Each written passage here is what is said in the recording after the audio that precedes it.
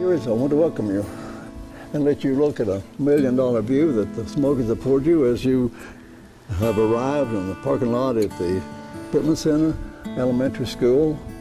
And we were fortunate to be here to the point today you can see it. Some days you cannot. The 6,595 feet peak is like I call a sentinel overlooking us, giving us inspiration, guidance, and maybe encouragement, telling you've done a good job. And like my friend Hannibal Smith, I like it when a good plan has come together. Absolutely. And Glenn, tell me, how did Pittman Center School, and this is just an absolutely gorgeous school, how did it end up in this location? in this location, well, let me first say that our blessings in delay, we were first given 13 acres down at the mouth of Copeland Creek and Little Pigeon River. In 1997, with the promise of the school board to build there. Mm-hmm. And in 2001, we went to them and said, listen, the flooded waters that get in and around into the school and around the Pittman School is enough. We want to be moved. Right. If we raised $1 million to give you, would the school board start a new building? At that time, on the 13 acres, Dr. Jack Barton said if they didn't, they should be ashamed of themselves. So they accepted our pledge. We developed a 10-minute video to tell them what we were doing. Mm-hmm. And the plan for that was down at the Copeland Creek site.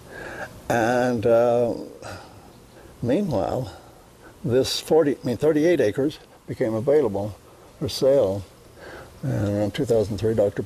Barton called us back and said, would you men be amiable for us to buy the 30 acres and move the school up there on 321 with a loud-sounding amen, yes, go for it. So they bought it at the hillside and hollow, so they leveled it off, worked in, and it's, so that's why I say it was a blessing. Oh, it is. And the view is absolutely incredible. I was standing, when I got out of my car, looking down 321, and it was just absolutely just breathtaking. And just the beautiful school, plus more land to expand and grow if ever need to. Well, the inspiration of the mountains is enjoyed by all, and I think someday when the children are graduated and moved on in their channel of living, they'll think back to this. I asked Miss Carr not too long ago, because down at the other place, the thing that attracted them most was the sound of the water. Oh, they said they formulating new members here because we have turkey every day, we've had bears, and we've had deer coming up the windows looking inside. So those are new members that the children today are going to see and remember long after we're gone. Well, Glenn, let's go inside, and if you would please give us some history of Pittman Center itself. Okay. One of the most wonderful places in the absolute wonderful places in the world. Glad. Let's go. Thank you. I'd like to tell you first about the man that was really the first man on the scene. He was a traveling Methodist evangelist as far back as 1913. And in 1919, he brought his friend, Dr. Eli Pittman, who was the district superintendent of the Elmira district in New York. And he said to him, this is what I would like for the Methodist Church to do. I would like to start a community center, because these people here are intelligent, but they're locked in. Mm-hmm. They need health and they need education. Dr. Pittman says, why do you not bring the vision and share it at the annual conference in July? Which he did. They voted unanimously to begin an outpost mission here in the Southern Appalachians. And they also asked, we want Dr. Burnett, since he's familiar with the people, to be the constructor, the superintendent. So he came on scene, and he bought the land, he and assistants, and started the building in 1919, worked on it through 1920, and because his friend was so influential in getting money to buy the 1,500 acres, as well as construction, he named the center in honor of his friend Eli Pittman, who still resided in New York, mm-hmm. but was very instrumental in other channels of financial help as the needs came about. And one of those was a young man by the name of Dr. Thomas, who had just returned from a missionary appointment in Malaysia. He had gone there as a minister, but he found out that they needed physical help as well as spiritual. So he felt by God to come back and get a medical degree and at Syracuse. And when that was finished, his wife had become ill to the point they would not reappoint him to go overseas, but they found out Pittman Community Center needed a physician. So the meeting was set, and Dr. Burnett met with him and appointed him, and he came in 1926. And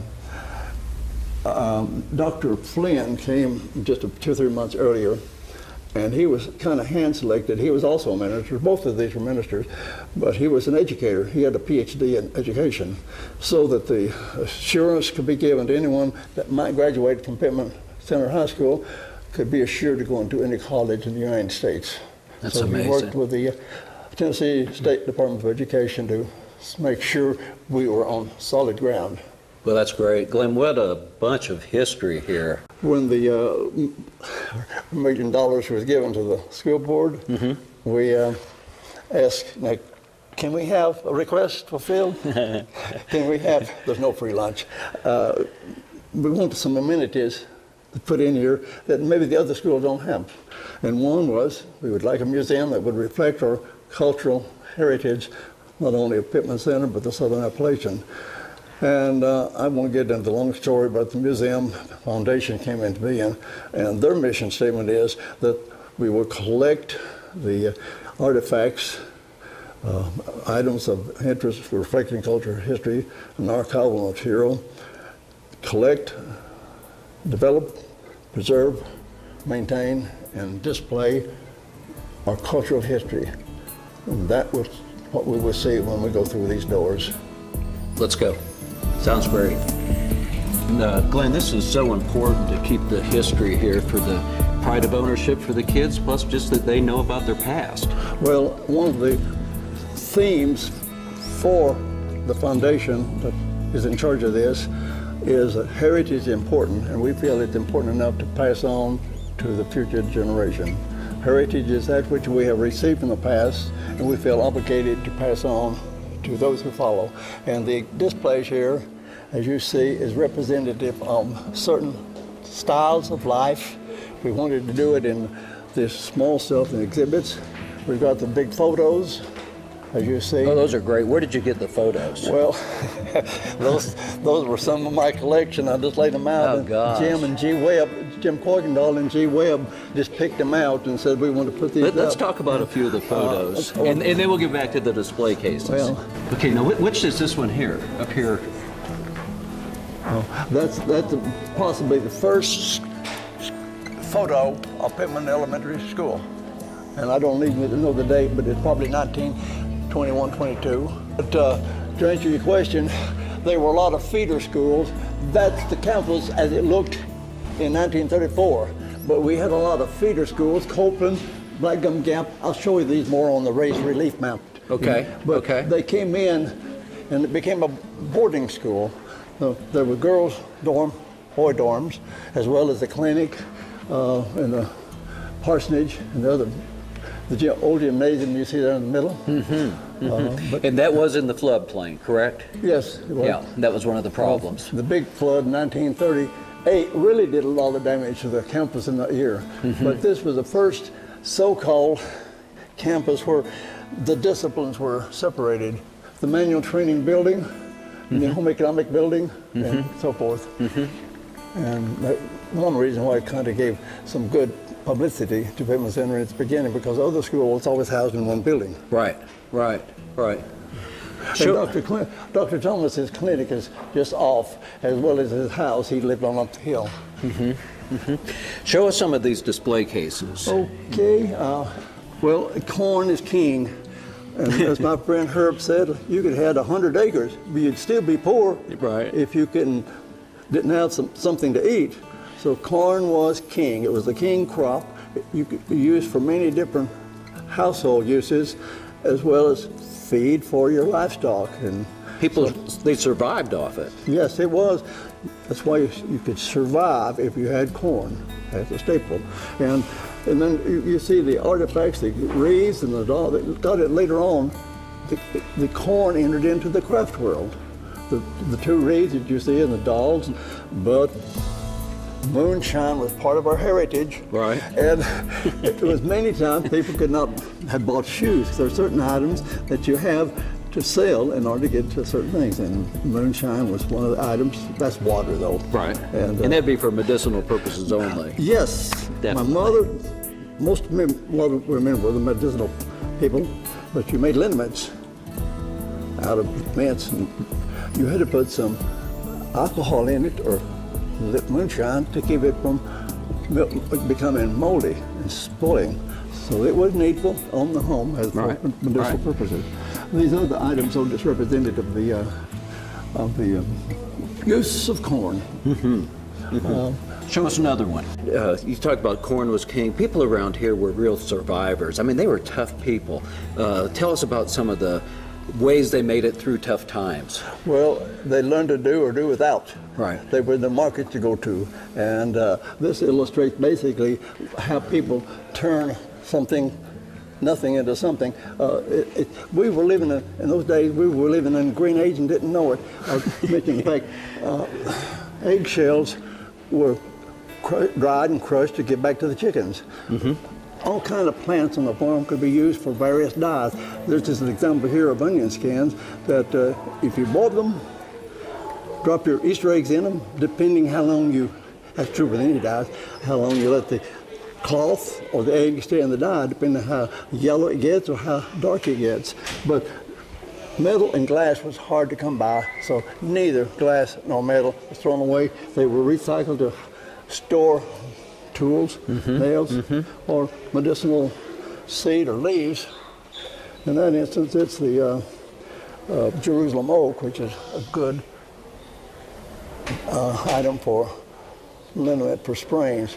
If you've ever used, and I'll mention this, Rex Sorbine Jr., that's what it's made from. Okay. But orange peels, you didn't get oranges except basically during the Depression except for Christmas.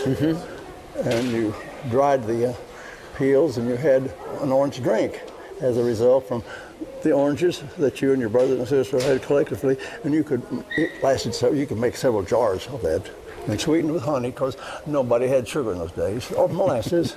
But anyway, it was a lot of times it was a patch upon a patch. Right. But the scraps were not thrown away, as you can see. That's part of a quilt. And here are just homemade tools and cracked dishes. Because it was cracked didn't mean it was useless. It was maybe a dish that you could store eggs in if you'll use them, or the dried food.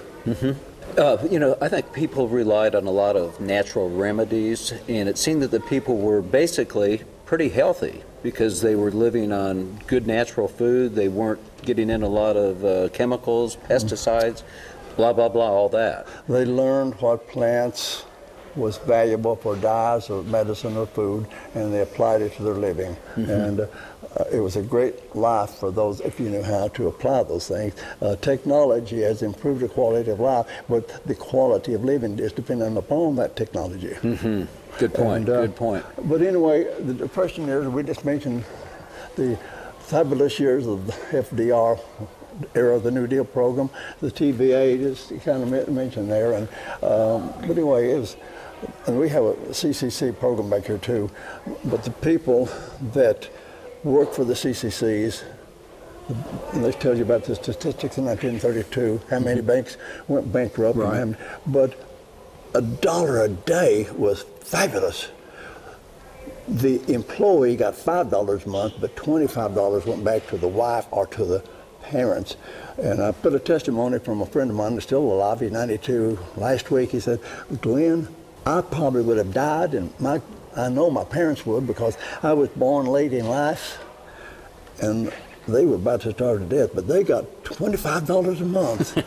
And they were able to make life a little easier for them. And so not only that, I learned a trade. I learned how to lay rock. I became a mason, and so he was a builder the rest of his life. So knew how to survive. The CCCs were a great entity for us. The President Park would not be developed if it had not, as it is, with trails and roads and all of it, if we had not had the CCCs, the Civilian Conservation Corps people here during the 30s. And they were part of the Army. When World War II started, they just switched stations and went into the battlefield. You know, a good example of a survivor is a good friend of yours that you interviewed the other day, Herb Clabo, that just turned 100. Fascinating. Oh, he is. Show us another one of these. These are great. I'll tell you another friend of mine said, "Hey, Winchester, what credibility would you give to live to be 100? She says, "Well, I always asked what I wanted, and I tried to stay away from the influence of doctors." Maybe I'd like to see this as relief. Yes, please. Let's look at it. We felt as an educational tool, we wanted this kind of raise relief because children, they do go hiking, but they cannot get the phenomenal effect of the valleys and peaks. And of course, this is Mount LeConte, that is our sentinel overlooking us as it does Gatlinburg. But from the 321 deal, Big Greenberg Cove was the largest settlement in the park, 1,000 people. Those little black dots represent homes. The red ones represents churches. The red flags represents churches or schools. The white represents churches. The green represents Methodist churches. The old elementary school was down here in the high school, but we moved, and this is where we are today. We have this out here because these were feeder schools when Pittman was being operated. Buses, trucks, and all. That's an example of oh wow, the transportation. But they brought the kids in, those that did not want to board at the school. So anyway, that's a good example of the race relief map to see how the land was formed. Glenn, you brought up a good point. Did several students board at the school? Oh yes, they had. I remember one or two telling me they had to board in the barn because it was just too far to walk. See, you could walk many of them walked 5 miles one way, but when it got over that, you almost had to stay there. Glenn, Dr. Thomas is well known in this whole area, and I know there's his foundation, and they have a big banquet every year, and it's very well received. But tell us something about him, about the man. Well, Dr. Thomas, as I said, was handpicked to come here to help me and alleviate pain and eradicate disease as much as possible. So the first probably 10 years of his life, he was doing nothing but inoculation to give immunization against scarlet fever, diphtheria, scarlet fever, mumps, measles, all those communicable diseases. And that's the way I remember him as a person, as a child. And if I may share, as I did with Nancy now, as a child, when he would come in carrying this bag in the classroom, we all cried because we knew we was going to get shot. You were going to get inoculated. But it was for our own good. Oh, yeah. But anyway, the teacher tried to calm us first and second graders down to no avail. We still sang a beautiful song and crying. But these items, before you tell any more about him, they represent his office. Okay. He started the first telephone intercom at Pittman Center. We had not reached out beyond that yet. If you wanted somebody in Pittman Center, you had to go through the park office. They would go to the Pinnacle, who would come back down here. So after a while, though, he got enough wire to connect to different communities himself, particularly in time when there was a fire potential. And so he was, and you see the photos of him. In physicians, you have to have continuing education. Right. So that's one of the places he went to after he arrived in Tennessee for continuing education back in Nashville. And these are just his artifacts of his office. Now, to the man too, Dr. Thomas was a minister, as I said, and I remember him. I grew up kind of healthy. Maybe my mother was a good physician, so I remember him mostly as a good friend and as a physician. So, I mean, a minister. I remember him mostly in the pulpit. Tell me a little bit about what you can remember. Well, in those days, it was a Methodist school, so we had chapel worship every morning. And he would come at least once a week. And the moment he stood in the pulpit, He had $1 million smile, and traditionally, we're here to represent Christ. He's risen, and that was enough to get your attention. That's how he would start. That's great. Glenn, I know music has always been just a big part of this area through church, through just entertainment. This is an interesting case. Tell us about this. Yep. Yes, Mike, music has been a part of our culture, not only ours, but I think worldwide. I do remember a writer that came here in the 30s said, in the southern Appalachian, you're going to find the singingest bunch of people on earth. They sing while they work, they sing while they want to work, they sing when they come to work, they sing at church, they sing this. There was plenty of songs, but I think back to nature produces a lot of songs. You've got the wind. I love theatrical storms. Yeah. And you got all the music that comes from wildlife, birds, or the grunt of a hog, or the boar or a bear. Right. You got the streams, the river. The music. The stream will talk to you all day and never say the same word twice. So you see here some of the instruments that entered into the hands of mountain people. Most of our people came from Scotland, and they found out real quickly that the bagpipes mildewed. The high humidity did not go well with bagpipes. Mm-hmm. So they had their satisfaction for a sound of a bagpipe given down from the sound of a violin or fiddle, they call it. And harmonicas, it's a worldwide instrument too, because it's been on ships, it's been in every war since the Civil War. It's easy carried, and it makes, if you learn it, you can learn it easily by making tunes. The guitar got here about 1880s. It was a Spanish, come from Spain, and so it is a little slow getting here, but promoted through Sears Roebuck Catalog, through their sales catalog, and the people returning from the Spanish-American War brought them back, and today it's a leading instrument, I think, in our culture. So is bluegrass like a derivative from Scotland? Yes. Okay. And the banjo, I didn't mention that the banjo really came in, but not the same time as the fiddle. But the fact was, the fiddle, although it was first used in worship, people like to have a little fun once in a while. And they would have these Saturday afternoon frolicking, or shindigs, we call them, and they'd use the banjo and that and the harmonica for their Saturday afternoons when they get to having fun, maybe with a little tip of moonshine. So the church leaders, particularly the pastor, that gave a lot of fodder for pastors to condemn it. So they did for until about the early 1900s, the string instruments was welcomed back into the church as a form of worship. But they were outlawed. They were outlawed for a while. By declaration. Now, the dulcimer did not make it here until around 1940s, some says 30s. But Jane Ritchie of Kentucky was the first one I knew when I was about the 5th grade.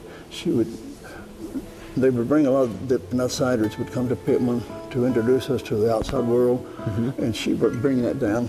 That's a lap dulcimer. And so it kind of got its revival there through I think Berea College and other people like Gene Ritchie. And there's a hammer dulcimer too that sits on the table. A very unique sound for both of them. I really like it. Glenn, tell us about this organ. This is quite unusual. Well, this organ, I have 2 stories. I want to tell you the story here and tell you one over the spinning wheel. Okay. But Heritage Day one year, a lady said, "Glenn, you're starting that museum. You remember that old organ we had in Hills Creek Church? Yeah. I'd like to give it to you." I said, "Really?" "Yes, I'm tired of sitting in my house anymore."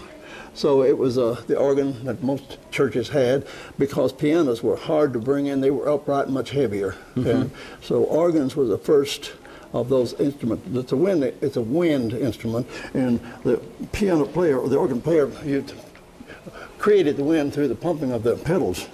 Tell us about this spinning wheel and what's unusual about it. The wonderful story. This is the first telephone call I got. "Glenn, I hear you're building a museum." "Yep." "How would you like to have old Frederick Emmer's granddaughter's spinning wheel?" "Oh, I'd love it." "Who has it?" "I have it." "Would you loan it or sell it to us?" "No."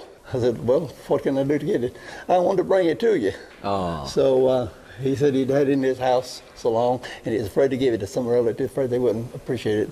And when I got it, I didn't know we were getting a treasure trove, but the whole thing is chestnut. Now, that doesn't mean to many people today, but chestnut was straight grained, and you could split it within a half an inch or less.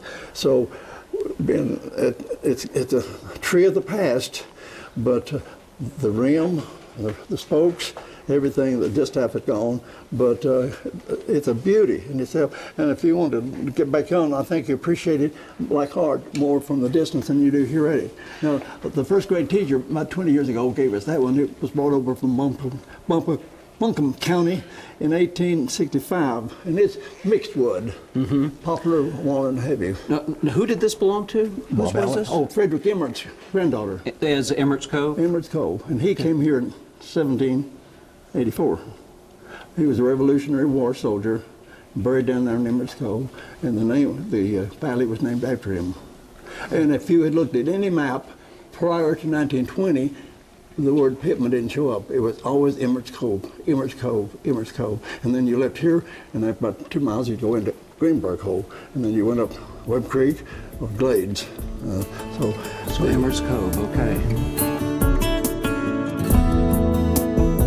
Mike, we had a friend, although this is a cultural heritage museum, my friend down the way, wanted to donate a bear and a turkey.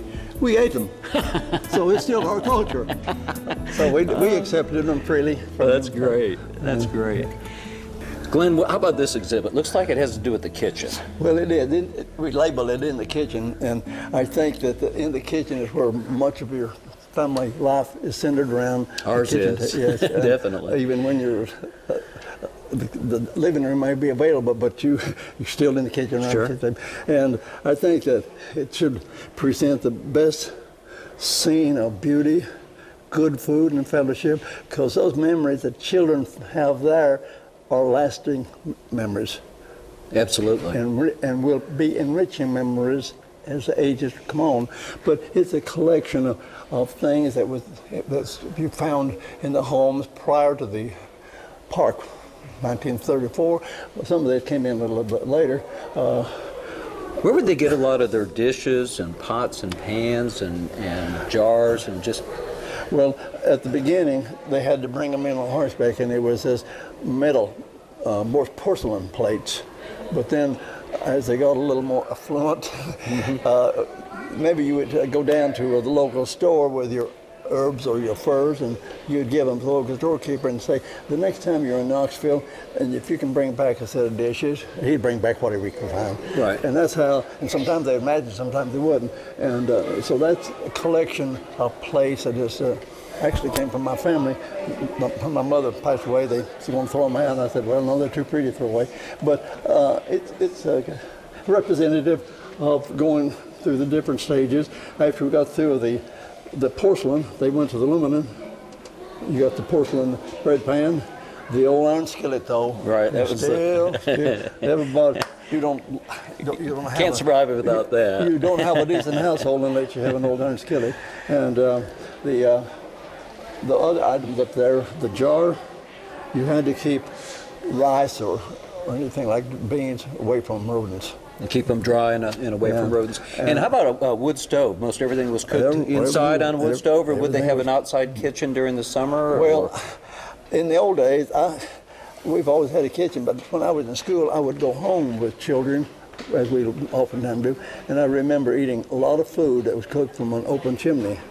And so again, technology changes, but the quality of life, it depends on how you use those changes of technology, and going from a fireplace 5 feet wide, as I remember, cooking over a Dutch oven and whatever, moving to the kitchen, it was great.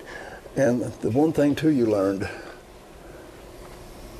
chestnut wood was your best wood for your cook stove because it produces quick heat, and that's what you wanted. You didn't want to spend all day waiting for the cook stove to get hot. Right, right. So if you had any chestnuts, you wanted to save it for the kitchen for stove. the cook stove. Gotcha, gotcha. How about the butter churn?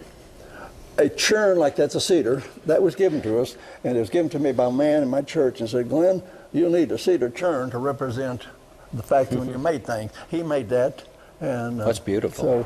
So, have you ever tried to make butter with a churn? oh, heavens, yes. Oh, over yonder, that crock, I was putting that in there one day, and about 20, 25 boys came by and said, what are you doing? I said, I'm putting in some exhibits.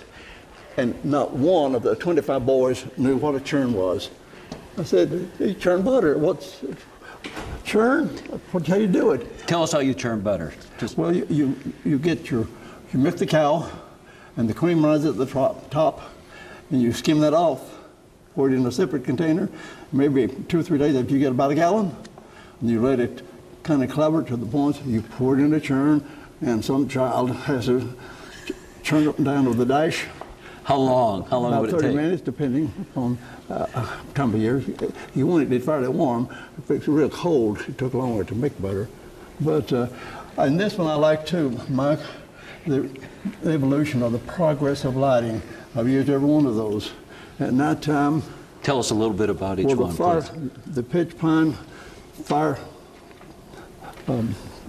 stick there would be useful if you were visiting neighbors after night without, instead of using a flashlight or a lantern, because kerosene had to be purchased, and you didn't want to use. But you could just light this and it'd stay lit until you were done. You could just put it out. So you went from the flare of a pine knot to candles, made them, and then there's 2 kinds of kerosene lamps. One is made out of a peanut butter jar, but you can make your own. What I'm saying, they can make your own lamp cheaper than you could buy it. And then that lamp is in my household. It looks like it's kerosene in it, but it's because years of use, and it's just stained from it. Yeah. And then the Aladdin lamp came into being, and as I said, the TV electrified us in the late 40s, and but most all households thought they were uptowns if they had a light, because it gave much more illumination for reading or sewing, what have you. And these others are just kind of items that was important in a woman's life, in the kitchen, what have you. The meat grinder?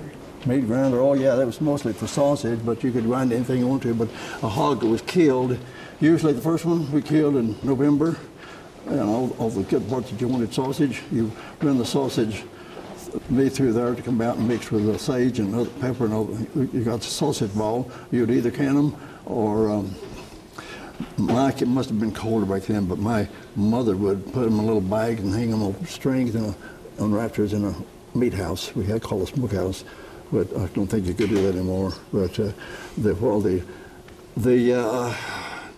bins, we had 2 bins that you put the hams and side meat in, and you salted them down.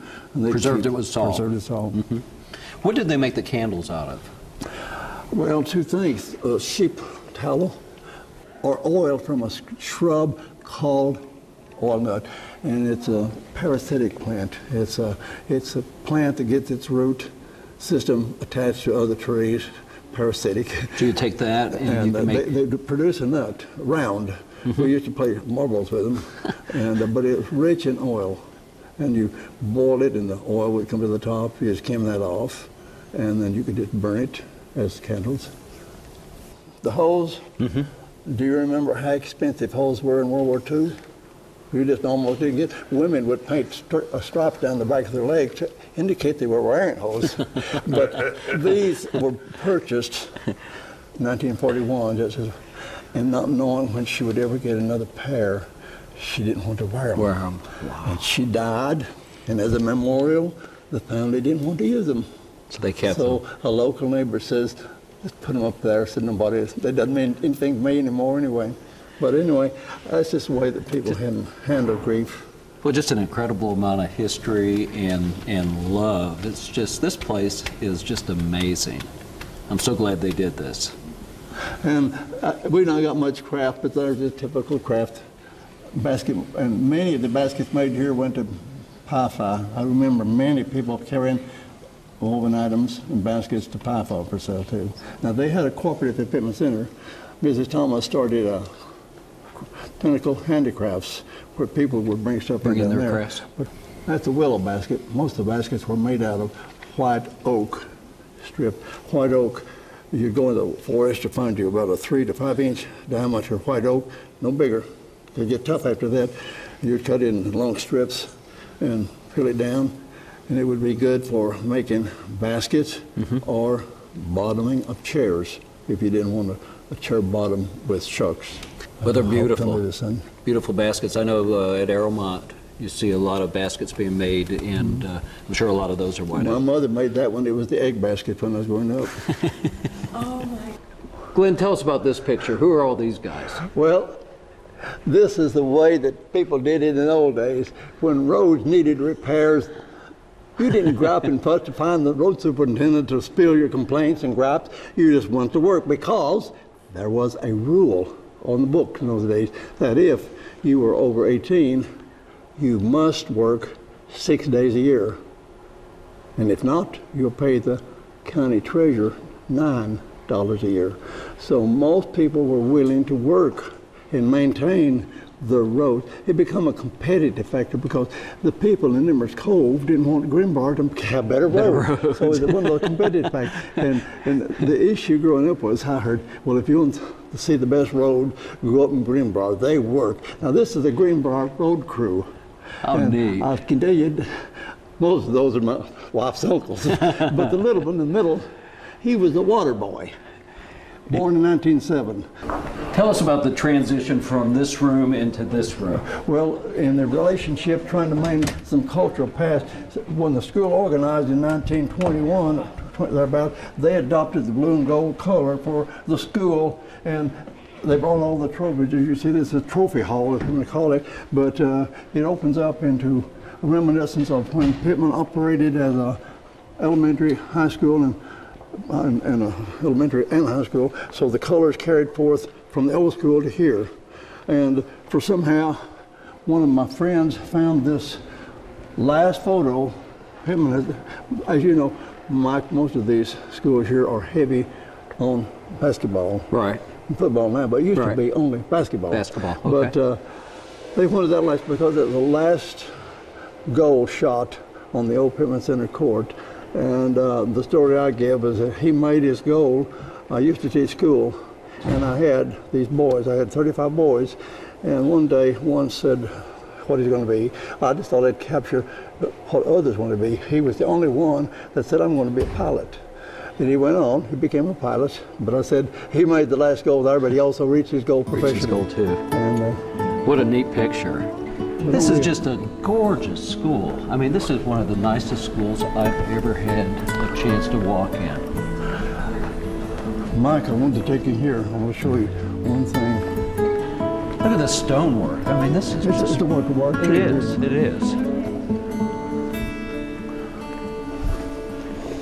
This is the library of the Pittman Center Elementary School, and I wanted you to see, it looks beautiful, but I wanted to draw your attention to the wall mural that we have here. Outer space brings you to the entrance of Greenbrier, and if you walk up Porter's Flat, you go to Fern Fall, and if you go up to Ramsey Cascade, you walk through two of the sentinels, the yellow poplars, and there's the flow of the Ramsey Prong, and then we fade back out into the water, which is the watery world. But I wanted you to see these. I think how interesting. it's wonderful. But and we're collecting books back here. Smoky Mountain Regional History Selection. Anybody that wants to donate books on these, so we're starting it. Anybody that wants to add to it, it's there. Just contact the school. Okay. Yes. Okay. Or you.